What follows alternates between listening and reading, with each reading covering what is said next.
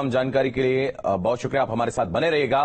तो यूपी विधान परिषद में आज 10 एमएलसी रिटायर होंगे। इस वक्त की बड़ी खबर, 6 समाजवादी पार्टी के, 3 बीएसपी के और 1 कांग्रेस एमएलसी रिटायर होंगे। तो बीजेपी के 2 सदस्यों का कार्यकाल आज खत्म हो रहा है। तो केशव प्रसाद मौर्य और भूपेन्द्र चौधरी का कार्यकाल समाप्त हो रहा है और बीजेपी के सदस्य दोबारा विधान परिषद के लिए चुने जा चुके हैं। आज कांग्रेस के दीपक सिंह का कार्यकाल भी समाप्त हो रहा है। तो कार्यकाल समाप्त होने से विधान परिषद में कांग्रेस 0 पर पहुंच जाएगी। इस वक्त की बड़ी खबर आपको बता दें, बड़ी खबर सामने आ रही है और यूपी विधान परिषद में आज 10 एमएलसी उनकी सेवा समाप्त हो जाएगी और 6 एमएलसी समाजवादी पार्टी के हैं, 3 बहुजन समाज पार्टी के हैं और 1 कांग्रेस के विधान परिषद सदस्य हैं जो आज सेवानिवृत्त होंगे। तो बीजेपी के 2 सदस्यों का कार्यकाल आज समाप्त हो रहा है। केशव प्रसाद मौर्य और भूपेन्द्र चौधरी का कार्यकाल समाप्त हो रहा है, लेकिन बीजेपी के जो सदस्य हैं वो दोबारा विधान परिषद के लिए चुने जा चुके हैं। तो आज कांग्रेस के दीपक सिंह का कार्यकाल भी खत्म हो रहा है। कार्यकाल समाप्त होने से विधान परिषद में कांग्रेस 0 पर अब पहुंच जाएगी। तो केशव प्रसाद मौर्य और भूपेन्द्र चौधरी का कार्यकाल भी समाप्त हो रहा है, लेकिन विधान परिषद के लिए इनकी दोबारा जो है वो चुने जा चुके हैं और दोनों ही योगी सरकार में मंत्री हैं।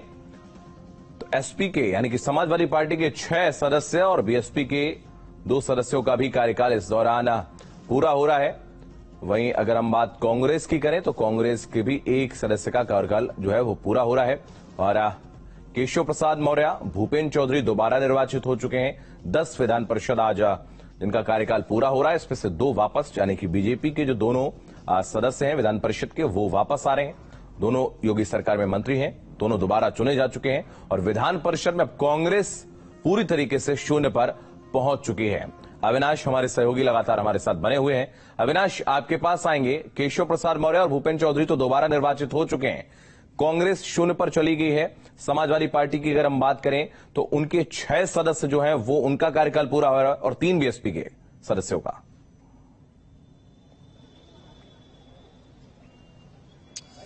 बिल्कुल, देखिए, अगर हम भूपेन्द्र चौधरी और केशव प्रसाद मौर्य की बात करें तो इनका निर्वाचन विधान परिषद के लिए पहले ही हो चुका है। हालांकि जो 10 सीटें खाली हो रही हैं उसमें सबसे ज्यादा सदस्य समाजवादी पार्टी के थे। लेकिन अब अगर हम विधान परिषद की बात करें शुभम, तो विधानसभा की तरह उच्च सदन यानी कि विधान परिषद में भी भारतीय जनता पार्टी बहुमत में है। और चूंकि देखिए, अगर हम पिछले कार्यकाल की बात करें तो पिछले कार्यकाल में चूंकि समाजवादी पार्टी विधान परिषद में बहुमत में थी, हालांकि जिस तरीके से लगातार सपा के सदस्यों की संख्या घटती गई और वो घटकर अब भाजपा के नीचे चली गई है, तो जाहिर सी बात है कि विधानसभा की तरह विधान परिषद में भी भारतीय जनता पार्टी अब मजबूत हो चुकी है। और इसका फायदा जो कह सकते हैं कि जो सरकारी नीतियां होती हैं उनको बनाने में, चाहे जब कोई विधेयक या कोई अध्यादेश या कोई बिल लाया जाता था तो पिछली सरकार में देखा गया, जो पिछला कार्यकाल था, कि विधान परिषद में भारतीय जनता पार्टी को विरोध का सामना करना पड़ता था। हालांकि कई ऐसे विधेयक और कई ऐसे बिल थे जिसको कि भाजपा ने पास तो जरूर कराया, लेकिन उसको लेकर समाजवादी पार्टी ने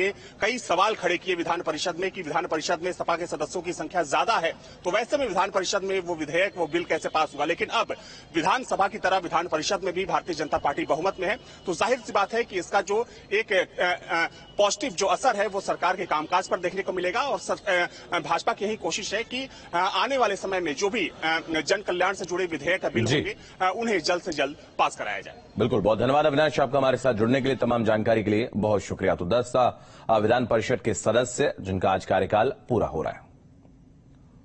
तो वक्त